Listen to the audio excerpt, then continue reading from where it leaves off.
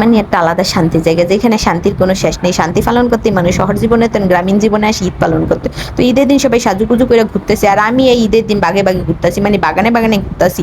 আর বাগানে বাগানে ঘুরতেছি কারণ যেখানে শহর জীবনে মানুষের হাজার হাজার টাকা গুনতে হয় সবজি টবজি কিনতে, সেখানে গ্রামের আপনি চারপাশেই সবকিছু অনায়াসই পেয়ে যাবেন। তো আমাদের বাড়ি রয়েছে এরকম, চারপাশে আপনি সবকিছুই পেয়ে যাবেন। আমাদের বাড়ির চারপাশে লেবু টেবু গাছ, এত গাছ যা ভরা, ফল ফাকড়া গাছের কোনো কিছুরই অভাব নেই।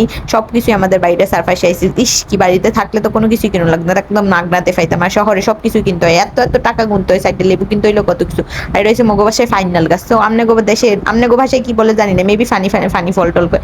আমরা তো ফাইনাল গাছ বলি। তো এই ফাইনাল ছোট্ট একটা ফাইনাল গাছে এত ফাইনাল ধরছে, তো আমি বড়টা খুঁজতেছি। এই দেন কি বড় এই ফাইনাল গুলো, এত মিষ্টি যা বলার বাইরে।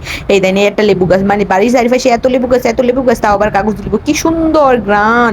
গ্রান শুনলেই পেটটা বইরা যায়। তো এই লেবু গাছ, কিন্তু এত লেবু গাছে খাই না মানুষ নেই, কোনো মানুষ নেই, কারণ এত লেবু ধরে রয়েছে, কে খাইবো? আমরা তো কেউই এত খাই না, খাওয়া সম্ভব না। আর এই যে মগো কাঁঠাল গাছ, এই যে এত কাঁঠাল ধরে প্রতি বছর 200-300 কাঁঠাল ধরে, কিন্তু খাওয়াই না মানুষ নেই। ওই যে কথায় আছে, ফাইটকে খায় মানুষ ধরে লয়ে যায়, পাখিতে খায় ফেলে, কিন্তু খাওয়াই না মানুষ নেই। আর আমাকে বাড়িতে এত পাইনাল গাছ, 4-5টা পাইনাল গাছ, পেয়ারা গাছ, বড়ই গাছ, কোন গাছ নাই, ডেউয়া গাছ, লিচু গাছ, মানে দুনিয়ার সব ফল গাছ আছে। কিন্তু ঢাকা শহরে কত টাকা দিয়ে, কিন্তু শান্তি কি শান্তি, গ্রাম মানে শান্তি।